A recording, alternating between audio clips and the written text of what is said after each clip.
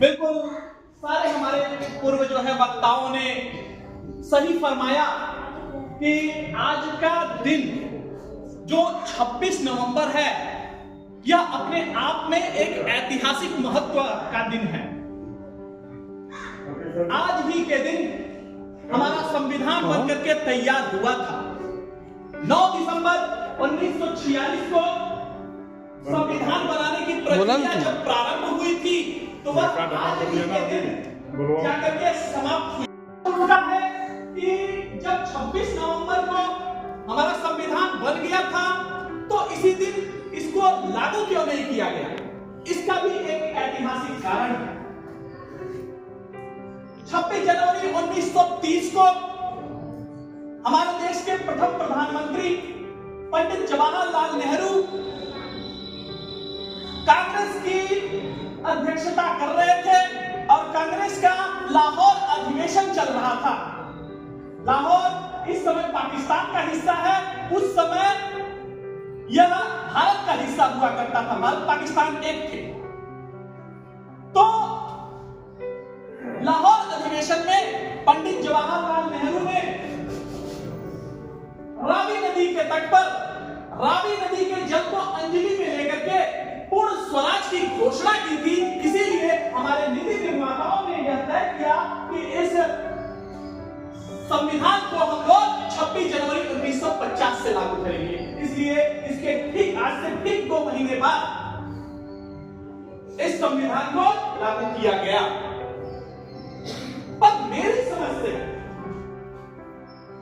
आज का दिन इसलिए ज्यादा महत्वपूर्ण नहीं है कि आज हमारा संविधान बनकर तैयार हुआ था, बल्कि मुझे ऐसा लगता है कि आज से ठीक एक दिन पहले, मतलब जैसे कल 25 नवंबर को सन 1949 में परम पूज्य डॉक्टर बाबा साहब भीमराव अंबेडकर ने संविधान सभा में जो अपना अंतिम भाषण दिया था, अंतिम भाषण वक्ता के रूप में, और सारे प्रोस कॉन्स गिनाते हुए उन्होंने जो हमको सचेतन किया था, वार्निंग दी थी कि क्या हम करेंगे कि इस देश में प्रजातांत्रिक लोकतंत्र जो है स्थायित्व प्राप्त पाएगा, इसके कारण से ज्यादा महत्वपूर्ण रखता है। अंतिम भाषण वक्ता के रूप में डॉक्टर अंबेडकर जब खड़े हुए तो उन्होंने कहा, however good a constitution may be, it may be turned out to be bad if those who are called to work it happen to be bad a lot.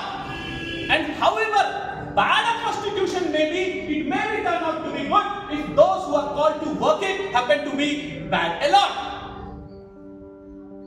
अंतिम भाषण वक्ता के रूप में बोलते हुए डॉक्टर अंबेडकर ने कहा कि दुनिया का कोई भी संविधान चाहे वो कितना भी अच्छा क्यों ना हो, वो अंततः बुरा साबित होगा यदि उसको मानने वाले लोग बुरे होंगे, और दुनिया का कितना भी बुरा संविधान हो वो अंततः अच्छा साबित होगा यदि उसको मानने वाले लोग अच्छे होंगे। इसलिए बिना लोगों को,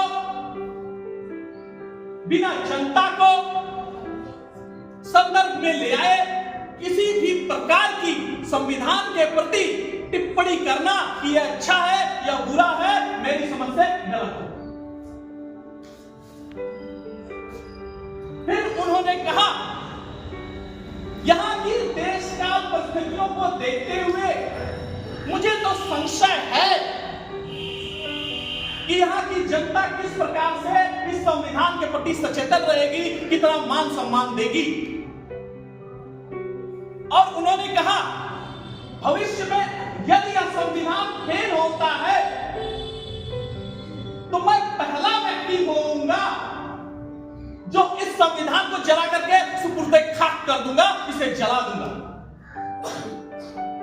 और उन्होंने चेतावनी देते हुए कहा कि केवल 3 ही कारण हैं जिसके कारण यह संविधान हमारे देश भारत में भविष्य में फेल हो सकता है। उन्होंने कहा, on January 26, India would be a democratic nation, a political democratic nation. in the sense that from this day, India would have a government of the people, by the people, and for the people. A thought come to my mind.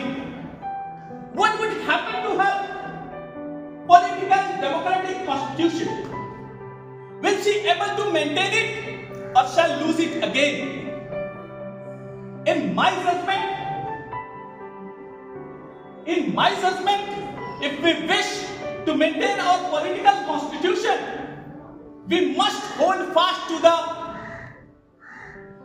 constitutional method of achieving our social and economic objectives. हमें अपने सामाजिक उद्देश्यों की प्राप्ति के लिए, हमें अपने आर्थिक उद्देश्यों की प्राप्ति के लिए केवल और केवल संवैधानिक विधियों का ही सहारा लेना चाहिए। किसी भी सूरत में हमें असंवैधानिक विधियों का सहारा नहीं लेना चाहिए। इसका कहने का मतलब यह है, it means to say that we must oppose all kinds of revolutions. We must abandon all kinds of movements such as non-alliance movement, non-cooperation movement, Satyagraha.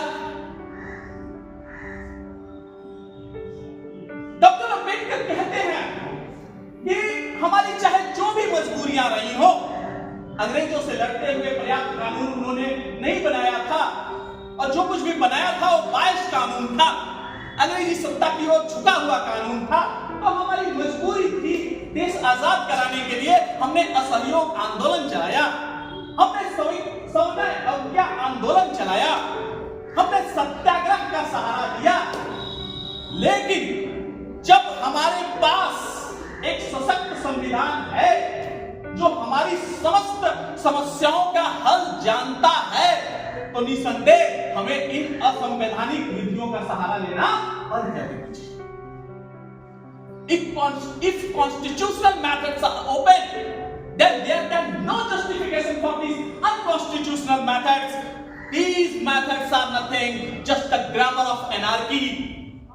The sooner they are abandoned, the better for us.